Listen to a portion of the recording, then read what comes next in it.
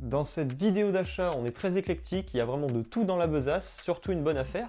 Regardez ce que j'ai topé. Nous sommes le 2 juillet 2025 et après une période de très grosse chaleur, vraiment c'est la canicule, c'est l'enfer, je me suis rendu dans mon magasin parce qu'il faisait un petit peu plus frais. On va commencer par tout ce qui est livre. J'ai récupéré un manga et un comics qui m'attendaient au chaud dans le placard.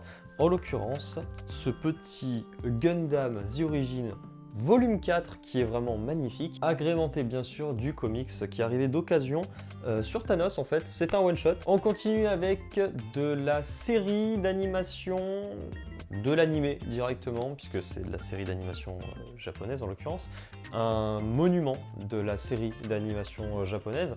Il s'agit bien sûr des Chevaliers du Zodiaque, en Blu-ray s'il vous plaît, pour 35 € environ. Voilà, il y a 3 volumes normalement sur ces coffrets là, les 3 ensemble, généralement on vous les vend plus cher que les 3 séparés. Et pour finir, la bonne affaire de ce jour, très sincèrement je pensais qu'il n'y avait pas la notice, et en fait il y a la notice, donc moi ça m'arrange, puisque j'aurais juste à changer la boîte de ce petit Wind Waker sur GameCube bien sûr. Alors pourquoi je l'ai pris? Tout simplement parce que 35 €.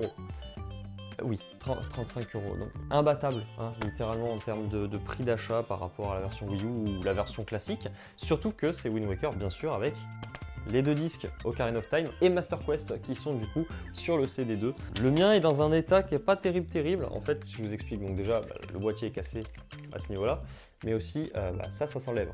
Voilà. C'est pas très grave. Honnêtement, voilà, ce qui me faisait chier, c'était, je pensais ne pas avoir ceci. Au final, je l'ai, parce que vraiment, dans cette version, ce qui est le plus chiant à voir, c'est la notice. Mais en tout cas, je vais pouvoir faire ce petit Wind Waker, qui est un des rares Zelda où j'ai même pas lancé le jeu. Ni la ROM, ni rien. Je pense que je les ai tous lancés au moins une fois, sauf celui-là. Après, je compte pas les versions japonaises. Bref, vous m'avez compris. Si je résume bien, du coup, 2 livres, un jeu vidéo et un début de série, les vacances vont être plutôt pas mal, hein.